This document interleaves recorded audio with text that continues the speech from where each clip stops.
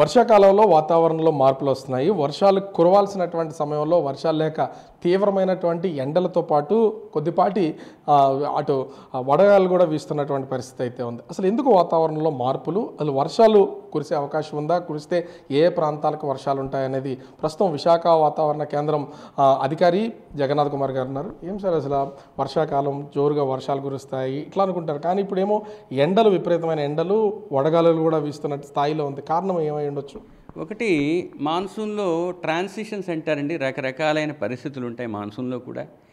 Monsoon అన్న 122 రోజులు అంటే 122 రోజులు వర్షాలు కురవు.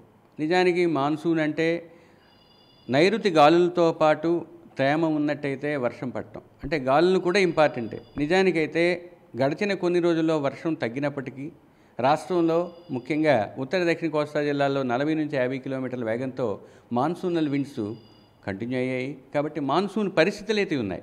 అయితే ఎందుకు ఈ విధమైనటువంటి ఎండలు? రెండవ పాయింట్కి వచ్చినట్టయితే ముఖ్యంగా జనాలకి ఈ కంఫర్ట్ ఫ్యాక్టర్ కూడా ఒకటి, మాయిశ్చర్ కూడా ఉంది కానీ కావాల్సినంత లేదు, అనుకూలమైన పరిస్థితి లేదు. సపోజ్ మీకు మాన్సూన్ టైంలో లో లెవెల్ జెట్ అనేది ఉంటుంది, దాని యొక్క స్ట్రెంగ్త్ కూడా స్ట్రాంగ్గా ఉంటే అరేబియా సముద్రం నుంచి వచ్చే గాలులతో పాటు తేమ కూడా ఇంతవరకు వస్తుంది. ఆ లో లెవెల్ జెట్తో పాటు మిగతా సెమీ పర్మనెంట్ సిస్టమ్స్ కూడా అనుకూలంగా ఉండాలి. నిజానికైతే దేశం మొత్తం మీద సెంట్రల్ ఇండియాలో కోర్ మాన్సూన్ జోన్లో వర్షాలు బాగానే పడుతున్నాయి. మన రాష్ట్రంలో కూడా పడుతున్నప్పటికీ విస్తారంగా లేకపోవటం వలన ఇటువంటి పరిస్థితి పరిణమించింది. కానీ ప్రస్తుతం ఆగ్నేయ ఉత్తరప్రదేశ్ పరిసర ప్రాంతాల్లో ఒక సుస్పష్ట అల్పపీడనం ఈరోజు వాయుగుండంగా పరిణమించింది. దాంతో పాటున్న క్లౌడ్ రెజీమ్ మరియు మాన్సూన్ అనుకూలమైన పరిస్థితులు ఉండటం వలన రాబోయే వారం రోజులు కూడా రాష్ట్రంలో చెదురుముదురుగా వర్షాలు పడే అవకాశం ఉంది. దీంతో పాటు ముఖ్యంగా ఉత్తర కోస్తా, దక్షిణ కోస్తా జిల్లాల్లో మొదటి 2 రోజులు పలు చోట్ల తేలికపాటి నుంచి మోస్తరు వర్షపాతం, 3వ రోజు అధికమైన ప్రాంతాల్లో తేలికపాటి నుంచి మోస్తరు వర్షపాతం, మిగిలిన 3 రోజుల్లో ఉత్తర దక్షిణ కోస్తా జిల్లాల్లో పలు ప్రాంతాల్లో, ఉత్తర కోస్తా 7వ రోజు పలు ప్రాంతాల్లో, దక్షిణ కోస్తా 1-2 ప్రాంతాల్లో తేలికపాటి నుంచి మోస్తరు వర్షపాతం నమోదయ్యే అవకాశం ఉంది.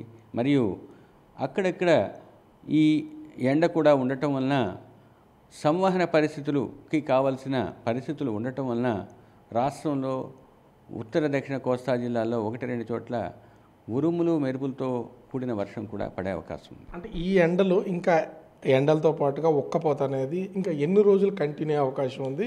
ఈ వర్షాలు వస్తే ఆటోమేటిక్గా తగ్గుతుంది. ఇప్పుడు మేము చెప్పుకున్నట్టుగా అధికమైన ప్రాంతాల్లో లేదా పలు ప్రాంతాల్లో తేలికపాటి నుంచి మోస్తరు వర్షపాతం పడే అవకాశం ఉంది. అంటే రాష్ట్రంలో క్లౌడ్ రెజీమ్ లేదా క్లౌడ్ ఆర్గనైజేషన్, అంటే మేఘాల యొక్క విస్తరణ రాష్ట్రంలో పలు ప్రాంతాల్లో ఉండే అవకాశం ఉన్నందువల్ల ఈ మేఘాల యొక్క రీచ్ ఎక్కువ ప్రాంతాల్లో ఉన్నట్టయితే ఎండలు కూడా తగ్గే అవకాశం ఉంది.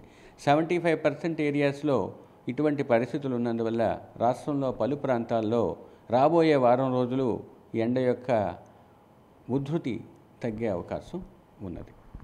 ఓవరాల్గా చూస్తే రాష్ట్రంలో వాతావరణం కొంత ఎండలో వేస్తున్నా, కొంత వడగాలుల ప్రభావం ఉన్నా కూడా అంటే కురవాల్సిన పరిధిలో వర్షము ఇప్పుడైతే కురిసే అవకాశం ఉంది. అటు యూపీ, ఉత్తరప్రదేశ్ పరిసర ప్రాంతాల్లో సుస్పష్టమైనటువంటి అల్పపీడనం ఇప్పుడు వాయుగుండంగా మారినటువంటి నేపథ్యంలో రానున్న వారం రోజులు ఆంధ్రప్రదేశ్లో అనేక ప్రాంతాల్లో మోస్తరు నుంచి వర్షాలు కురిసే అవకాశం ఉందని విశాఖ వాతావరణ శాఖ అధికారి జగన్నాథ్ కుమార్ చెప్తున్నటువంటి పరిస్థితి కనిపిస్తోంది.